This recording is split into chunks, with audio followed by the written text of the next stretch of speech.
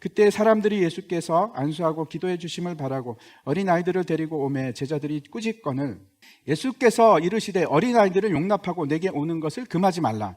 천국이 이런 사람의 것이니라 하시고, 마가복음과 누가복음을 보면은 예수님께서 노하셨다라고 기록을 합니다. 분노하신 겁니다. 이런 겁니다. 아니 너희들 지금 어린아이들이라고 무시하는 거냐? 내가 얼마나 더 너희에게 겸손과 낮아짐에 대해서 말해야 되느냐?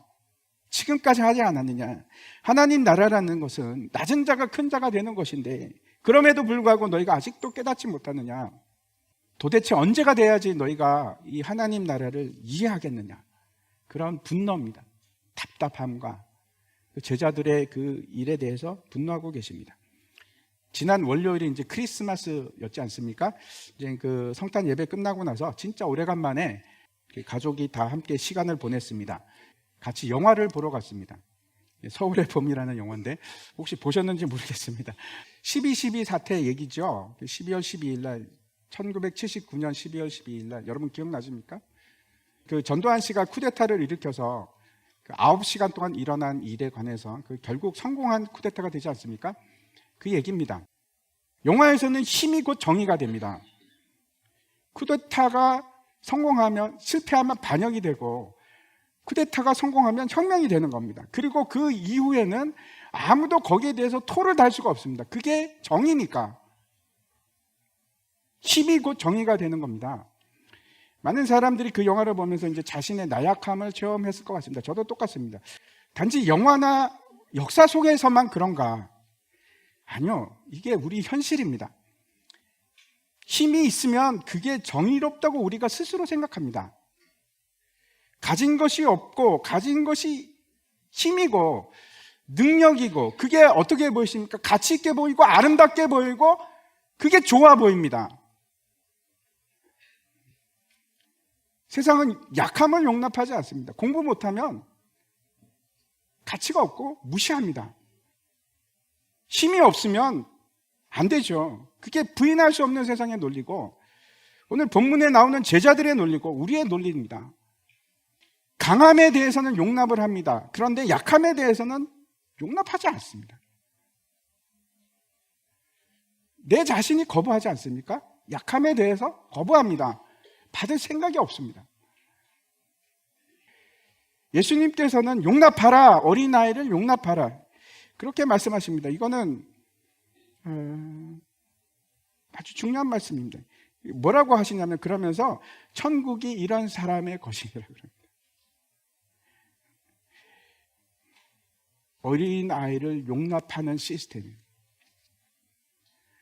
약한 것을 받아주는 사람. 그 이사야서 11장을 보면은 새로운 낙원에 대해서 예수 그리스도가 회복시킬 하나님 나라에 대해서 말씀하고 있는데 계속 반복되는 단어들이 있습니다. 어린이라는 단어입니다. 어리다, 어린 양, 어린 염소. 여기 보면 또 어린 사자, 그리고 젖 먹는 아이. 어린아이는 대표하는 것이 뭔가 하면 힘이 없고 약함입니다. 현명하지 못한 겁니다. 슬기롭지 못한 겁니다. 어린아이 보고 슬기롭다고 그러지는 않죠.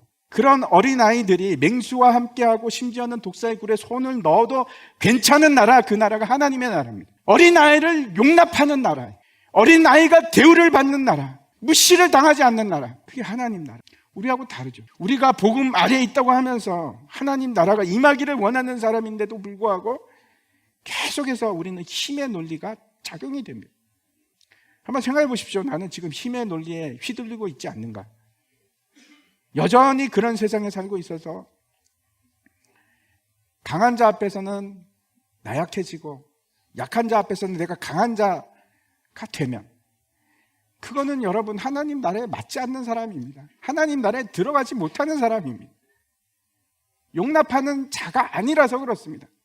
이런 사람들이 원하는 것은 언제나 같습니다. 강한 힘입니다. 아름다움, 능력, 가치, 세상이 알아주는 인정받는 가치들 다시 한번 확인하시기 바랍니다. 예수님께서 뭐라고 하시는지.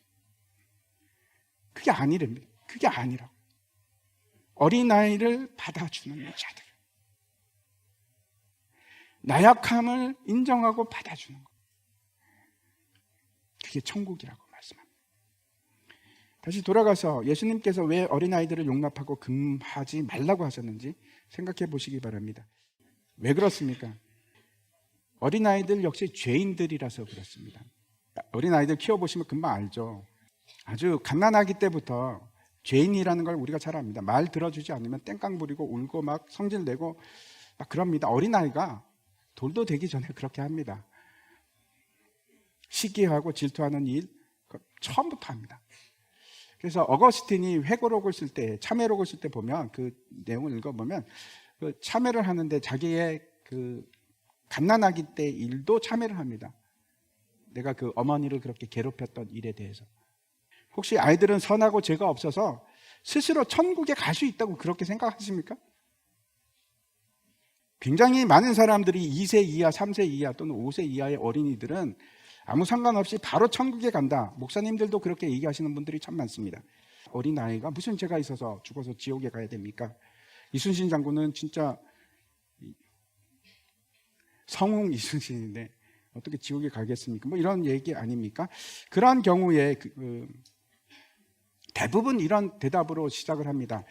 우리는 하나님이 아니기 때문에 그 결과에 대해서 천국에 갔는지 지옥에 갔는지 절대 대답할 수 없습니다. 예, 맞습니다. 저는 100% 동의합니다. 하지만 그것으로 끝나서는 안 됩니다. 그것으로 끝낼 수가 없습니다. 왜 그런가 하면 성경은 하나님의 심판에 대해서 그 기준을 너무나 선명하고 명확하게 우리에게 제시하고 있기 때문에 그렇습니다. 기준이 있습니다.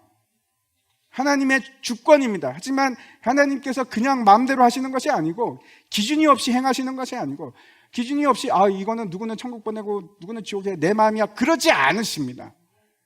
하나님은 그렇게 행하지 않으십니다. 공의의 하나님이십니다. 명확한 기준이 있고 그 기준에 따라서 공의롭게 심판하시는 분이 우리 하나님입니다. 아이들은 죄가 없지 않느냐? 이순신 장군이 무슨 죄가 있겠느냐? 예, 물론 죄가 있습니다. 성경은 그에 대해서는 너무나 분명하게 말씀합니다. 의인은 없나니 하나도 없도다. 하나도 없습니다. 세상에 의인은 없습니다. 존재하지 않습니다. 모두가 죄인입니다. 사도행전 4장 말씀 보시기 바랍니다. 다른 이로서는 구원을 받을 수 없나니 천하 사람 중에 구원을 받을 만한 다른 이름을 우리에게 주신 일이 없음이라 하였더라. 예수 그리스도에는 우리 죄를 사할 수 있는 방법이 없습니다. 이건 너무나 분명하고 선명한 하나님의 말씀입니다. 예수가 그리스도라 하는 이 사실에 대해서 세상과 사탄은 끊임없이 아니라고 얘기할 겁니다. 그게 아니라고. 그렇지 않아도 구원을 받을 수 있을 거라고 받을 수 있는 방법은 있다고 얘기할 겁니다. 다른 방법이 있다고 얘기할 겁니다. 그렇지 않습니다. 저는 이 사실에 대해서 절대 물러설 생각도 없고 포기할 생각도 없습니다. 그렇지 않으면 제가 믿는 예수 그리스도는 헛겁니다. 예수 그리스도의 피가 아무런 능력이 없다면, 그게 가치가 없고 그거 아니라도 된다면 내가 믿는 예수 그리스도는 아무것도 아닙니다. 구원의 방법은 예수 그리스도밖에 없습니다. 그가 이순신이든 어린아이든 아무 상관없습니다. 예수 그리스도를 통하지 않고 죄를 살 수 있는 방법은 없습니다. 다시 본론으로 돌아가자. 그래서 우리는 어린아이에게도 복음을 전해야 됩니다. 놀라운 사실은 어린아이들에게 복음을 전하면 반응을 합니다. 제가 뭘 알겠어? 다 합니다. 기가 막힐 정도로 잘 합니다. 다 이해를 합니다. 그래서 어린아이를 용납해야 되고 금하지 말아야 됩니다. 신앙은 세대에서 세대로 이어집니다. 우리 교회에서도 가장 중요한 세대가 누구입니까? 여러분 누구라고 생각하십니까? 다음 세대입니다. 왜 그런가 하면 그 다음 세대가 우리 신앙의 결과라서 그렇습니다. 우리 신앙의 결과가 그 아이들입니다. 아이들이 교회 안에 남아있는 것이 그들 자신에게 복입니다. 저는 교회를 떠난 적이 있기 때문에 교회를 떠나는 그 고통이 얼마나 큰지, 그것이 얼마나 심각한지 잘 압니다. 자기가 모든 걸 다 지고 가야 되는 겁니다. 내가 신이 되어서 내 모든 걸 다 해결해야 됩니다. 그게 얼마나 부담이 되고 무거운 짐인지. 세상 사람들이 다 그렇게 살아갑니다. 그 무거운 짐을 낑낑거리면서 그냥 애써 부인할 뿐입니다. 재밌다 그러고 괜찮다 그러고. 아니요. 그 심적 부담이 얼마나 큰지. 자유가 아닙니다. 자유가 아닙니다. 노예 생활입니다. 노예 생활. 세 번째, 우리가 어린아이를 금하지 말아야 할 것은 어린아이와 같지 않으면 우리는 결단코 천국에 들어갈 수 없기 때문에 그렇습니다. 여기서 우리가 어린아이가 어떤 존재인지, 그리고 어떤 자들이 천국에 들어가게 되는지 그 힌트를 얻을 수 있습니다. 잘 보시기 바랍니다. 어린아이와 대조를 이루는 것이 어떤 겁니까? 스스로 지혜롭고 슬기 있다고 생각하는 사람. 그렇지 않은 자들이 어린아이들입니다. 그렇죠? 대조를 이루니까. 그리고 하나님께서는 오히려 그 어린아이들에게 나타나십니다. 어린아이가 누구입니까? 스스로 지혜롭지 못하다고 생각하는 자, 슬기롭지 못하다고 생각하는 연약한 존재, 나는 무식하다고 생각하고 나는 아무것도 아니라고 생각하는 자들입니다. 지난주에 나온 그 바리새인들과 정반대 아닙니까? 바리새인들이 예수님 앞에서 나와서 질문을 하는데 그 사람들은 어떤 사람들인가 하면 스스로 지혜롭게 여기고 스스로 슬기롭다고 여기고 자신은 나는 하나님을 잘 알아 라고 생각하는 사람들입니다. 그 사람들이 아닙니다. 천국에 속한 자는 그런 사람들이 아닙니다. 이 땅에서 예수 그리스도의 제자로 산다는 것은 어린아이를 용납하는 일입니다. 내 자신이 어린아이와 같이 될 뿐만 아니고 낮아지고 섬기는 자가 될 뿐만 아니고 어린아이를 받아들일 수 있는 자들, 추한 자가 괜찮은 사람, 공부를 못해도 나는 받아들일 수 있는 사람, 힘이 없고 부자가 아니라도 얼마든지 섬길 수 있는 사람. 우리가 그렇지가 않죠. 계속 우리가 추구하는 건 힘의 논리입니다. 하나님 나라가 아니에요. 하나님 나라가 될 수가 없습니다. 자녀들도 그렇고 내 자신도 그렇고 추구하는 바가 힘입니다. 인정받고 높아지고 아름답게 느껴지고 가치가 있다고 사람들에게 여겨지는 것, 그거는 이 어린아이가 아니에요. 그걸 받을 수가 없어요. 내 자신이 그걸 받고 싶지가 않죠. 거부하고 싶은 겁니다. 아니야, 나는 그런 거 싫어요.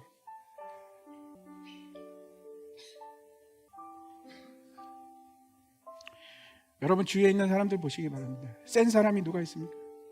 다 약하고 힘이 없는 자, 다 영적으로 어린아이 같은 사람들. 야고보서에서는 이렇게 얘기합니다. 하나님 보시기에 경건한 사람들은 누군가 하면 고아와 과부를 돌보는 자들이랍니다. 이 고아와 과부는 가장 약한 자들, 긍휼이 없이는 도저히 살아갈 수 없는 아무것도 아닌 자들, 그리고 자기를 세속에 물들이지 않는 자, 세상 때를 타지 않는 어린 아이를 얘기하는 겁니다. 마지막 백보자 심판대 앞에서 예수님께서 의인들에게 이렇게 얘기하십니다. 너희는 내가 줄일 때 먹을 것을 주었고, 내가 목마를 때 마실 것을 주었고, 내가 헐벗었을 때 입을 것을 주었고, 내가 병들었을 때 나를 돌아보았구나. 그리고 내가 옥에 갇혔을 때 나에게 와 주었구나. 그랬더니 의인들이 그럽니다. 아니 주님, 우리가 그런 적이 없습니다. 도대체 무슨 말씀을 하십니까? 그랬더니 예수님께서 그러십니다. 내 형제 중 지극히 작은 자, 소자, 어린아이와 같은 자에게 한 것이 곧 내게 한 것이니라. 그게 하나님 나라. 이게 예수 믿는 자들이 살아가는 방식입니다.